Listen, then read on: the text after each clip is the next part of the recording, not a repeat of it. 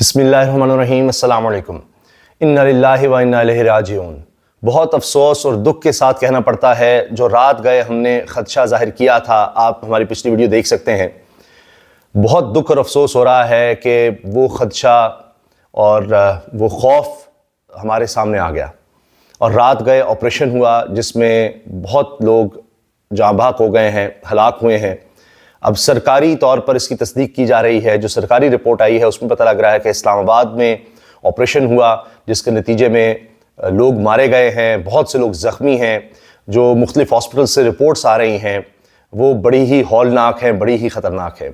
میں نے عرض کیا تھا کہ یہ وہ حکومت ہے، یہاں وہ حکمران بیٹھے ہیں، وہ لوگ بیٹھے ہیں جو سانحہ ماڈل ٹاؤن کر چکے ہیں۔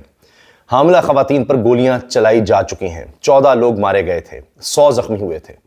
تو مجھے بڑا ڈر تھا کیونکہ وہی لوگ ہیں، اور ان کو یہ لگتا ہے کہ اس کے بعد، اس سانحے کے بعد بھی ان کو حکومت مل گئی، جس طرح بھی فارم 47 کے ذریعے جعلی طریقے سے ان کو اقتدار مل گیا، تو یہ دوبارہ بھی لوگوں کو مار سکتے ہیں، اور وہی ہوا ہے۔ اور اس پر اب جو تحریک انصاف کی طرف سے دعویٰ کیا جا رہا ہے، ان کی طرف سے تو کہا جا رہا ہے کہ ایک ہاسپٹل میں 33 لوگوں کے بارے میں بتایا گیا ہے کہ ان کی لاشیں لائی گئی ہیں۔ رات گئے آپریشن ہوا اور اس میں ہلاکتوں کی تصدیق کی گئی ہے، اور فہرست بھی سامنے آ گئی ہے ہاسپٹل کی، پیمز ہاسپٹل کی جو فہرست ہے اس میں بتایا جا رہا ہے اسلام آباد میں بڑی تعداد میں زخمی لائے گئے، اور ان میں کچھ لوگ جاں بحق بھی ہو گئے ہیں۔ اب اس وقت کی صورتحال یہ ہے کہ جہاں پر مظاہرین تھے وہ سب منتشر ہو گئے ہیں، اور اس کے بعد تحریک انصاف نے اپنا احتجاج منسوخ کر دیا ہے، اور ان کا یہ کہنا ہے کہ جی ہم تو نہتے تھے، پرامن تھے، گولیوں کا مقابلہ تو نہیں کیا جا سکتا، کیا کرتے، اور اتنی بڑے پیمانے پر گولیاں چلائی گئیں۔ علی بن گنڈا پور، بشرا بی بی اور عمر ایوب جو وہاں پر موجود تھے احتجاج میں، وہ خیبر پختونخوا پہنچ چکے ہیں، اور اس کے بارے میں شیخ وقاص اکرم کہہ رہے ہیں "We have just been informed that Chief Minister علی بن گنڈا پور and Bushra be be are safe"، کہ یہ دونوں سیف ہیں۔ جو اہلکار وزیر اعلیٰ خیبر پختونخوا کی سیکیورٹی پر مامور تھے ان کو بھی گرفتار کر لیا گیا ہے، یہ خبریں بھی آئی ہیں۔ اب اس پر صحافی پاکستان میں تو رد عمل دے رہے ہیں، لیکن جو انٹرنیشنلی رد عمل آ رہا ہے وہ بہت بڑا امپیکٹ ڈالے گا، کیونکہ یہ ایک بڑی کمزور حکومت ہے۔ اور اس کے بعد اب اقوام متحدہ کی طرف سے جو بڑی خبر آئی ہے، ARY نے اس کو شیئر کیا ہے، ARY نیوز نے، اور ان کا یہ کہنا ہے کہ اقوام متحدہ کی طرف سے نوٹس لے لیا گیا ہے، اور اس میں ابھی تو یہ خبر ہے کہ اقوام متحدہ نے پاکستان میں احتجاج کے دوران فوج کی تعیناتی کا نوٹس لے لیا، یہ ARY کہہ رہا ہے۔ لیکن اس کے بعد جو کچھ ہوا ہے، جتنے لوگ مارے گئے ہیں، اب تو بات اس سے کہیں زیادہ آگے چلی گئی ہے۔ اس کے علاوہ اس حکومت کے لیے، کیونکہ یہ حکومت سمجھتی ہے کہ ہمارے آقا، ہم جن کے خادم ہیں وہ تو امریکہ ہے، سرکار ہے، اور اب ڈونلڈ ٹرمپ آ رہا ہے تو اس کے ساتھ بڑے اچھے تعلقات بنانے کی کوشش کی جا رہی ہے۔ اب ایک تو زلمے خلیل زاد ہیں، وہ تو پہلے ہوتے تھے ان کی ٹیم میں، اب بھی ہو سکتا ہے ان کی ایڈوائس لی جائے، لیکن جو موجودہ ٹیم ہے اس کے اہم ترین رکن ٹرمپ ٹیم کے رچرڈ گرینل، وہ کہتے ہیں واچ پاکستان۔ یہ اس آپریشن سے پہلے کی بات ہے۔ وہ کہہ رہے ہیں کہ پاکستان کو دیکھو، Trump like leader is in prison on فونی charges and the people have been inspired by the US red wave۔ وہ کہہ رہے ہیں کہ یہ جو احتجاج جب ہو رہا تھا، یہ اس وقت کی بات ہے کہ جی ان کا ٹرمپ کی طرح کا لیڈر جیل میں ہے، عمران خان، اور جعلی مقدمات میں ہے ٹرمپ کی طرح۔ اور وہ کہہ رہا ہے کہ پاکستان میں بھی امریکہ کی طرز پر ایک لہر اٹھی ہے جس کو ریڈ ویو کا نام دے رہے ہیں، stop the political prosecution around the world. وہ کہہ رہے ہیں جی تمام دنیا میں جو استحصال ہے، سیاسی استحصال، اس کو ہمیں روکنا ہے۔ تو اب یہ امریکہ کی طرف سے اسٹیٹمنٹ آ گئی ہے۔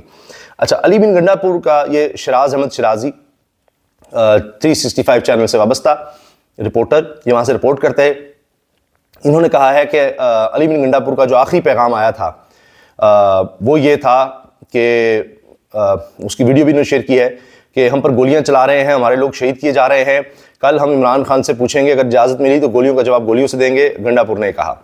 PTI کہہ رہی ہے جی صرف ایک اسپتال میں 33 لاشیں لائی گئی ہیں، جبکہ دیگر اسپتالوں اور ڈی چوک کے مختلف مقامات پر مزید لاشیں موجود ہیں جنہیں چھپانے کی کوشش کی جا رہی ہے۔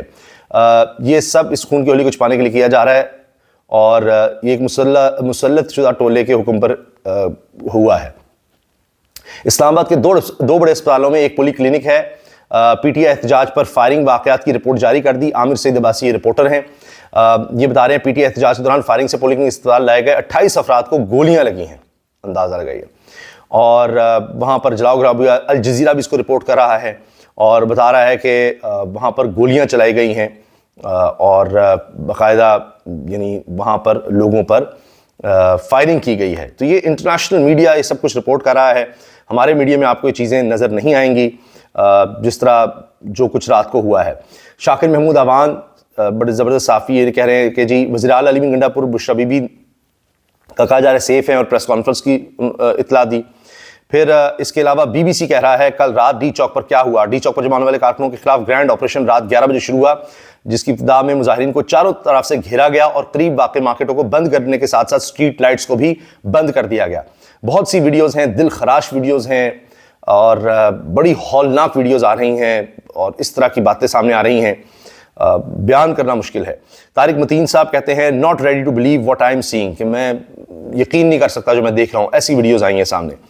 جو ظلم کی داستان رات اسلام آباد میں لکھی گئی وہ بہت خوفناک اندوناک ہے، فہیم اختر ملک صحافی ہیں لکھ رہے ہیں۔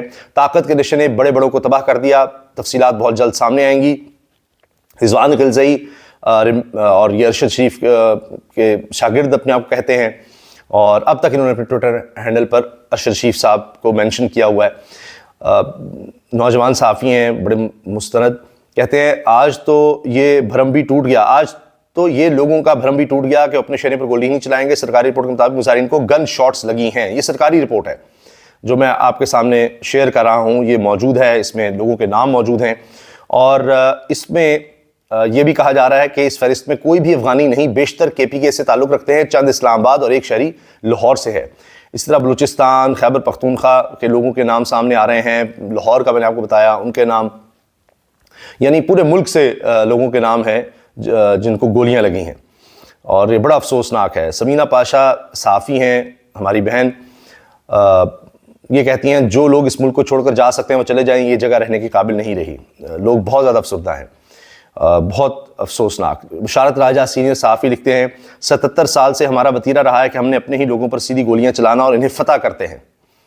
پختونخوا میں گورنر راج تحریک انصاف پر پابندی، وفاقی کابینہ کے آج ہونے والے اجلاس کے ایجنڈے میں شامل، ذرائع سے یہ خبر چل رہی ہے۔ اب یہ حکومت ایک اور بہت بڑی حماقت کرے گی، میں پہلے بار بار یہ بات کر چکا ہوں لیکن یہ ڈیسپریٹ ہے، یہ کچھ بھی کر سکتے ہیں۔ جس طرح کوئی سوچ نہیں سکتا تھا کہ یہ اپنے ہی لوگوں پر گولیاں چلائیں گے لیکن انہوں نے یہ کیا ہے۔ تو یہ گورنر راج اگر انہوں نے لگایا تو اس کے بعد جو لوگ اسلام آباد میں احتجاج کرنے آتے ہیں ان کو تو وہیں جگہ مل جائے گی، وہاں گورنر ہاؤس، وہاں جتنا کچھ ہے آپ دیکھ سکتے ہیں، وہیں پر وہ یہاں آنے کی ضرورت ہی نہیں، وہیں پر وہ سڑکوں پر نکل کے احتجاج کر دیں گے اور زیادہ خلفشار، اور ابھی تو آپ کے پاس کوئی لیڈرشپ ہے جس سے آپ بات کر سکتے ہیں، پھر کچھ بھی نہیں وہاں پر آپ کو نظر آئے گا۔ تو گورنر راج لگانا ایک تو آئینی طور پر آسان نہیں، لیکن یہ کون سا آئینی گورنمنٹ ہے، یہ کچھ بھی کر سکتے ہیں۔ اس کے بعد حالات اور زیادہ خراب ہو جائیں گے۔ عوام کا کام تھا احتجاج کرنا اور تحریک انصاف کے کارکنوں نے تاریخی احتجاج کر کے تاریخ رقم کی۔ سیاسی کارکن احتجاج کر سکتا ہے، جنگ نہیں کر سکتا، مایوسی کفر ہے، قمر میکن یہ کہہ رہے ہیں۔ یہ اب آپ دیکھیں نا لوگ کیا بات کر رہے ہیں، کس طرح سے یہ رپورٹ کر رہے ہیں، کیا باتیں کی جا رہی ہیں۔ اب یہ بات تو اقوام متحدہ کی سطح پر اٹھ گئی ہے، انسانی حقوق کی تنظیمیں ہیں، انٹرنیشنل میڈیا ہے، اوورسیز پاکستانی ہیں۔ اب ظاہر ہے کہ اس حکومت کے لیے مشکلات اور بڑھنے والی ہیں اس آپریشن کے بعد۔ انہوں نے، میرا خیال ہے کہ یہ بہت غلط قدم اٹھا لیا ہے اور اب اس کا آپ دیکھیے گا کیسے اس کے ریئیکشن سامنے آئیں گے، اور اگر یہ اب گورنر راج کی طرف جاتے ہیں، تحریک انصاف پر پابندی لگانے کی طرف جاتے ہیں تو اس سے اور مسائل ہوں گے۔ تحریک انصاف پر تو ویسے بھی ایک طرح سے پابندی ہے ہی، وہ کہیں احتجاج، کوئی جلسہ جلوس تو ویسے بھی نہیں کر سکتے، تو ان کے لیے اور زیادہ اگر یہ مسائل پیدا کرنے کا سوچ رہے ہیں تو ان کے اپنے لیے ہوں گے۔ گزشتہ 3.25 سال سے جب سے ہم موجودہ نظام کو دیکھ رہے ہیں، کوئی پاکستانی نے سکھ کا سانس نہیں لیا، اور اس کے بعد آپ دیکھیں گے کہ جو ریئیکشن ہے انٹرنیشنلی بھی لوکلی وہ زیادہ بڑھنا ہے، اور لوگوں میں جو ریئیکشن ہے موجودہ سیٹ اپ کے خلاف، اس نظام اور موجودہ حکومت کے خلاف، اس میں اضافہ ہی ہوگا۔ تو یہ بڑے دکھ کی گھڑی ہے، بڑی افسوسناک ہے، یہ ایک سانحہ ہے جو کچھ ہوا ہے، اور اللہ تعالیٰ اس ملک پر رحم فرمائے، اللہ تعالیٰ اس ملک میں رہنے والوں پر فضل فرمائے، ان کو حفظ و امان میں رکھے۔ تو بڑا دکھ اور افسوس ہے کہ قیمتی جانوں کا اس طرح سے ضیاع ہوا ہے۔ اللہ حافظ۔